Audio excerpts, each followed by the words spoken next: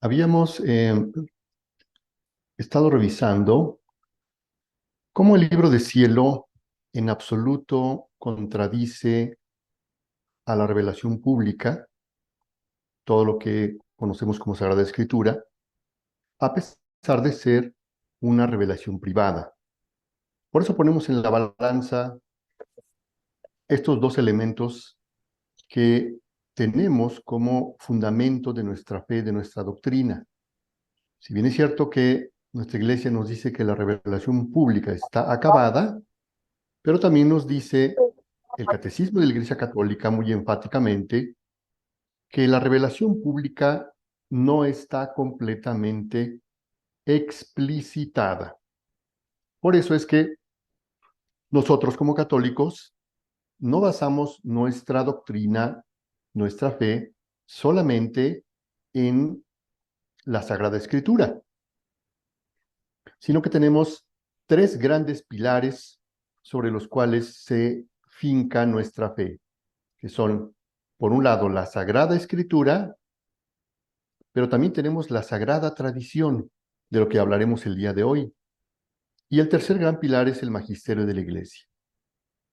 En la Constitución Dogmática Dei Verbum se deja perfectamente establecido que nosotros como católicos no somos religión estrictamente de la Biblia, de la Sagrada Escritura, a diferencia de los protestantes. Nosotros tenemos esos dos grandes pilares adicionales que son Sagrada Tradición y Magisterio de la Iglesia. A su vez, la Constitución Dogmática Dei Verbum tuvo una magnificación, después de 45 años, una ampliación extraordinaria a través de la exhortación apostólica postsinodal del ya nombrado Papa Benedicto XVI, en esta constitución, perdón, en esta exhortación llamada Verbum Domini, que lo que hace es tomar a la Dei Verbum y ampliarla, magnificarla. De tal manera que Benedicto XVI magistralmente nos dice, Verbum Domini, que quiere decir la palabra del Señor, no es equivalente a Sagrada Escritura, no es equivalente a la Biblia.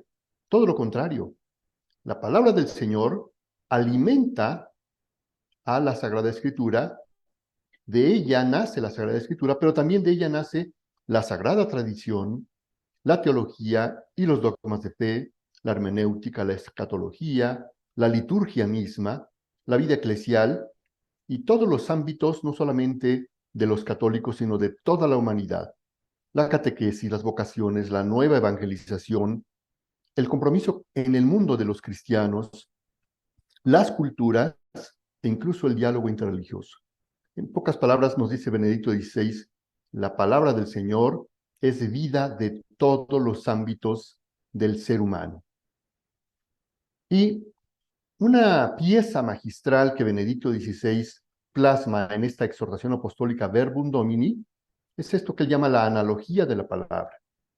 Y esto nos va a servir mucho para entender por qué el libro de cielo en nada contradice a la Sagrada Escritura y todo lo contrario.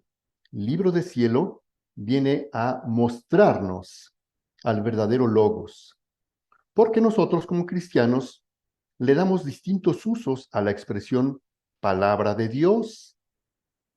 Pero dice Benedicto en esta exhortación, el logos indica originariamente el verbo eterno, aquello de lo que habló Juan en su prólogo de su evangelio.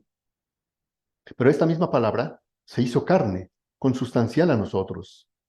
La expresión palabra de Dios se refiere, dice Benedicto, a la persona de Jesucristo. Por lo tanto, cuando en la última cena Jesús le dice a los apóstoles, todavía tengo mucho que decirles, está diciéndonos a todos, no me pueden conocer de un solo golpe, no pueden conocer al Logos, a la palabra, en ese momento en que estuvo con sus apóstoles. Tuvieron que transcurrir 2000 años para ir paulatinamente conociendo a la palabra, a la persona de Jesucristo. Eso es lo que hace el libro de cielo, mostrarnos la divinidad de esta palabra. Es preciso que desde el punto de vista teológico, se profundice en la articulación de los diferentes significados de la expresión palabra de Dios, para que resplandezca mejor la unidad del plan divino y el puesto central que ocupa en él la persona de Cristo. Todo lo que existe no es fruto del azar irracional, sino que ha sido querido por Dios, está en sus planes, en cuyo centro está la invitación a participar en la vida divina en Cristo. La palabra de Dios nos impulsa a cambiar nuestro concepto de realismo. Realista es quien reconoce en el verbo de Dios el fundamento de todo. De esto tenemos especial necesidad en nuestros días, en los que muchas cosas en las que se confía para construir la vida, en las que se siente la tentación de poner la propia esperanza, se demuestran efímeras. La historia única y singular de Jesús es la palabra definitiva que Dios dice a la humanidad. Así se entiende por qué no se comienza a ser cristiano por una decisión ética o una gran idea, sino por el encuentro con un acontecimiento, con una persona, que da un nuevo horizonte a la vida y con ello una orientación decisiva. La tradición patrística y medieval, al contemplar esta cristología de la palabra, ha utilizado una expresión sugestiva. El verbo se ha abreviado. La palabra eterna se ha hecho pequeña, tan pequeña como para estar en un pesebre. Se ha hecho niño para que la palabra esté a nuestro alcance. Ahora, la palabra no solo se puede oír, no solo tiene una voz, sino que tiene un rostro que podemos ver. Jesús de Nazaret. Y este Jesús de Nazaret, ahora, nos muestra la grandeza de su divinidad. Y no solamente quiere mostrarnos su divinidad, sino que nos hace una invitación a adentrarnos en esa divinidad, a elevarnos a ese plano de lo divino. Eso es lo que nos dice Jesús de Nazaret en el libro de Cielo, mostrándonos todo aquello que estuvo tanto tiempo esperando para decirlo definitivamente. Ese es el libro de Cielo. La misión de Jesús se cumple finalmente en el misterio pascual. Aquí nos encontramos ante el mensaje de la cruz. El verbo enmudece, se hace silencio mortal, porque se ha dicho hasta quedar sin palabras. Al haber hablado todo lo que tenía que comunicar, sin guardarse nada para sí. Así es que nosotros, repasando, tenemos estos tres grandes pilares, por favor no perderlo de vista. Sagrada Escritura, Sagrada Tradición y Magisterio de la Iglesia, que está perfectamente sintetizado en el Catecismo de la Iglesia Católica. El libro de Cielo viene a darle una magnanimidad a estos tres grandes pilares, ya que el libro de Cielo, como vamos a ver, nos va a llevar de la mano, magnificando, detallando, profundizando y penetrando en aquellos aspectos que la palabra expresada en estos tres pilares no había considerado todavía el tiempo de manifestarse. Y ahora lo tenemos enfrente. Pero vamos a repasar rápidamente qué entendemos por sagrada tradición de acuerdo a como nos dice nuestro magisterio de la Iglesia. Para que el Evangelio se conservara constantemente íntegro y vivo en la Iglesia, los apóstoles dejaron como sucesores suyos a los obispos, entregándoles su propio cargo del magisterio. Esto plasmado en la Constitución Dogmática Dei Verbum, número 7. Por consiguiente, esta sagrada tradición y la sagrada escritura de ambos testamentos son como un espejo en que la iglesia peregrina en la tierra contempla a Dios, de quien todo lo recibe, hasta que le sea concedido el verbo cara a cara, tal como es. Bueno, pues esa concesión, ese don de ver al verbo cara a cara, tal como es, nos ha tocado a nuestra generación. Somos la generación privilegiada que tiene esta gran dicha de por fin ver al verbo cara a cara. ¿Dónde? En el libro de Cielo. Ahora bien, lo que enseñaron los apóstoles encierra todo lo necesario para que el pueblo de Dios viva santamente y aumente su fe. Y de esta forma la Iglesia en su doctrina en su vida y en su culto, perpetúa y transmite a todas las generaciones todo lo que ella es, todo lo que cree. Esta tradición, que deriva de los apóstoles, progresa en la Iglesia con la asistencia del Espíritu Santo, puesto que va creciendo en la comprensión de las cosas y de las palabras transmitidas. Vean cómo aquí la Dei Verbum claramente dice que esta comprensión de la Escritura, de la palabra, tiene que darse progresivamente a lo largo del tiempo. No puede darse de un solo golpe, como desafortunadamente lo entienden los hermanos protestantes. Ya sea por la contemplación y el estudio de los creyentes, que las meditan en su corazón, y ya por la percepción íntima que experimentan de las cosas espirituales, ya por el anuncio de aquellos que con la sucesión del episcopado recibieron el carisma cierto de la verdad. Es decir, la Iglesia, en el decurso de los siglos, tiende constantemente a la plenitud de la verdad divina. Aquí está la clave de todo. Aquí está la clave de todo para entender la lógica del libro de cielo.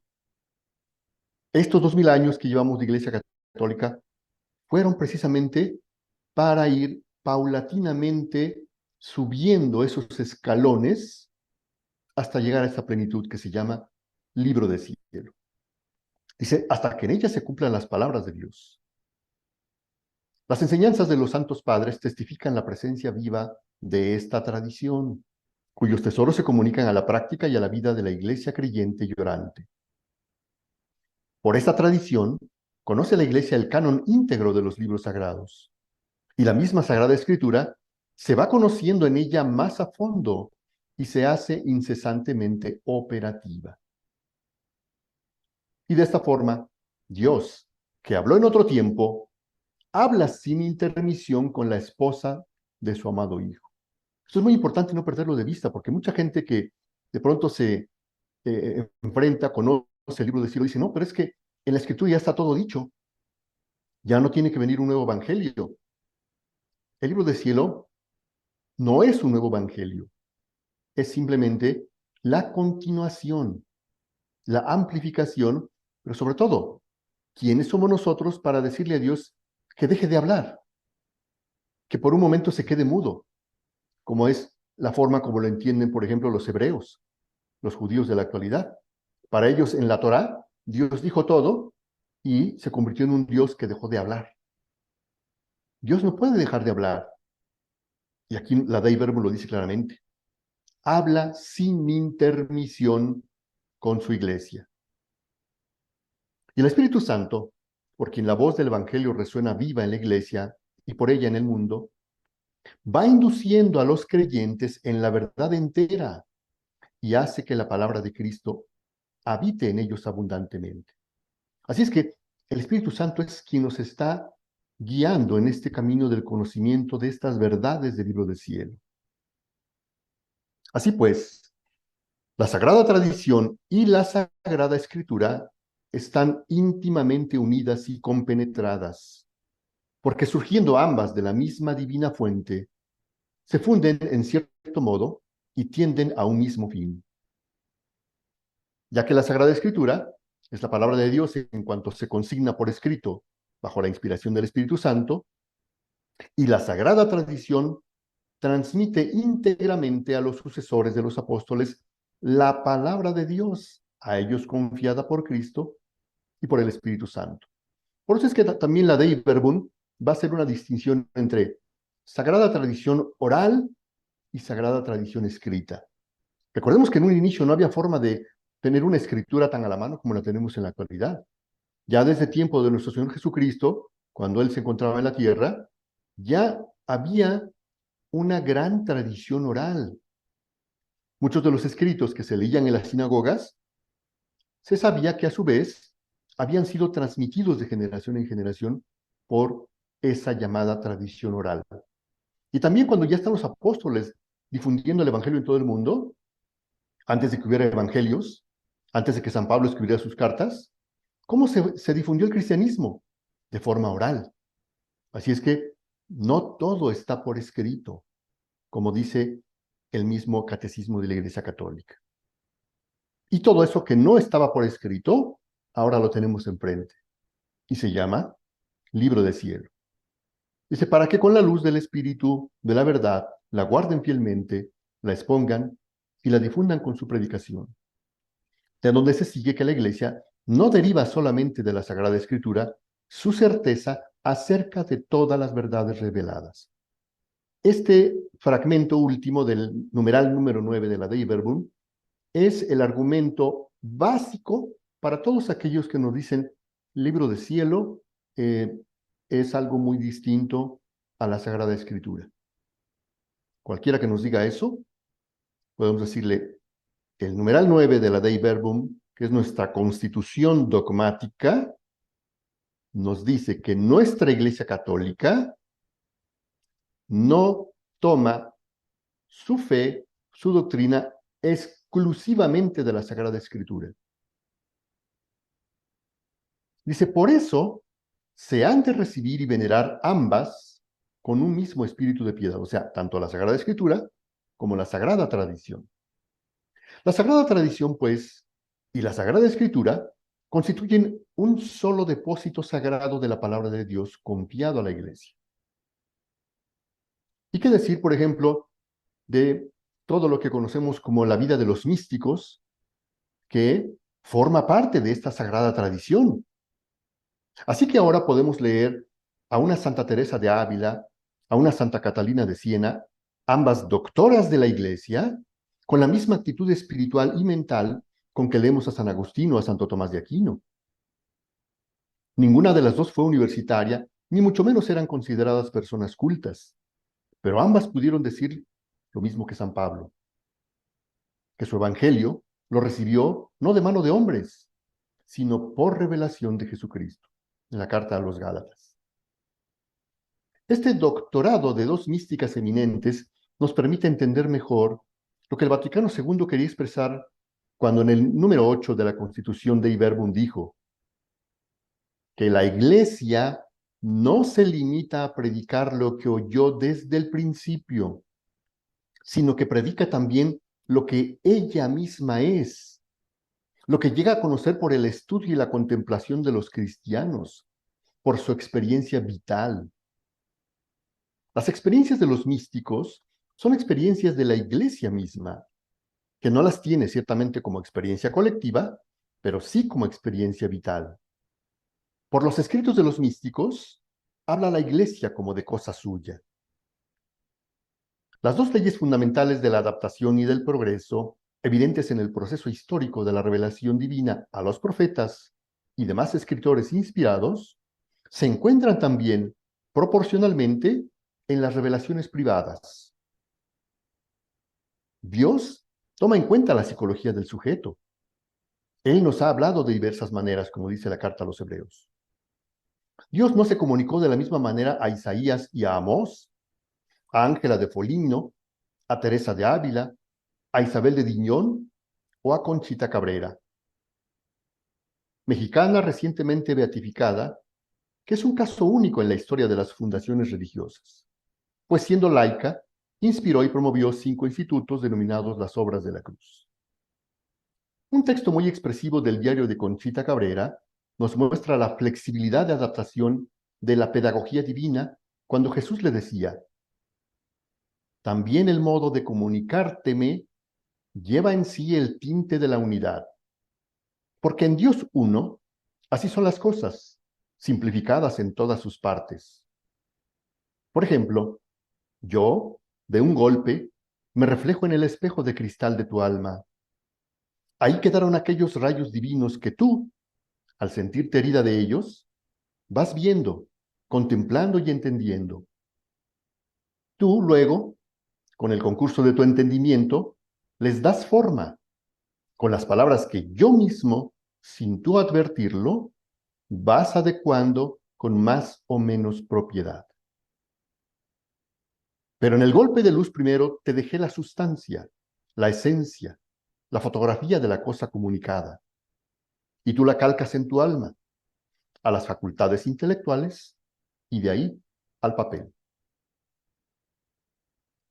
Entonces, nuestra protagonista principal de este libro de cielo, la sierva de Dios Luisa Picarreta, tiene toda la aprobación por parte de la Iglesia. Es decir, ella no carece de este visto bueno por parte de la Iglesia. Como ya lo hemos dicho en otras ocasiones, hemos ya mencionado mucho al respecto, pero vamos a escuchar las palabras mismas de el que fuera el postulador, digamos, final, más reciente, de la causa de beatificación y canonización de Luisa Picarreta, y al mismo tiempo quien fuera el responsable de clausurar toda la fase diocesana y dejarla como, digamos, positiva para transferirla al Vaticano.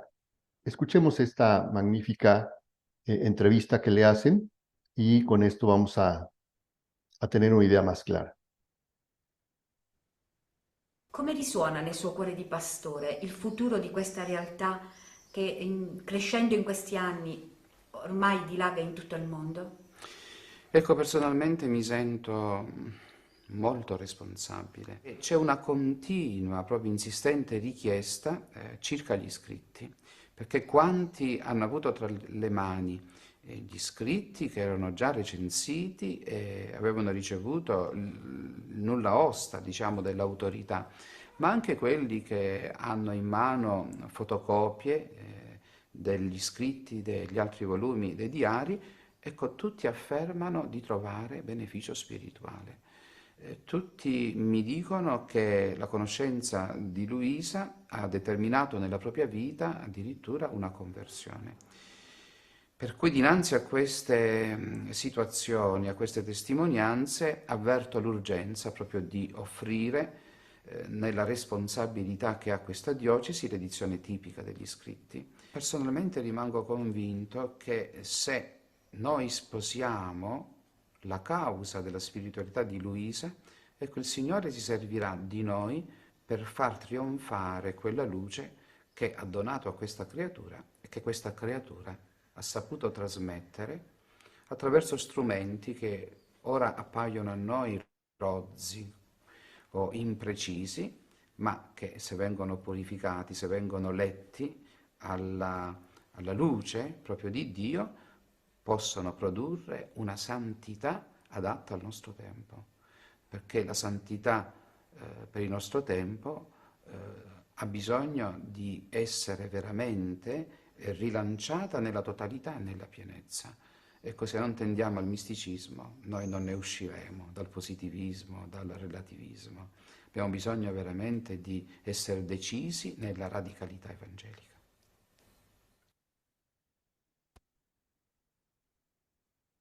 Bueno, pues ahí tenemos estas declaraciones de el ya extinto, ya falleció Monseñor Giovanni Battista Picchieri, quien fue el responsable de clausurar la fase diocesana de la causa de beatificación de Luisa Picarreta y de publicar la edición crítica de la obra para transmitirla, transferirla a la fase romana, que es en donde se encuentra en la actualidad. Por lo tanto, si este prelado, que viene siendo como el segundo gran pilar después de San Aníbal de María di Francia, estos dos grandes pilares de la obra nos animan a todos a penetrar, a profundizar en estos escritos, pues creo que tenemos el aval de nuestra Iglesia. Tenemos la confianza de que son precisamente ellos, un gran santo como fue San Aníbal de María di Francia, y este gran obispo, Giovanni Battista Picchieri, quienes nos animan a todos los cristianos. Ustedes escucharon la frase final: la santidad tiene que ser relanzada para que alcance su plenitud en estricto apego a la radicalidad evangélica. Eso es lo que vemos en el libro de Cielo.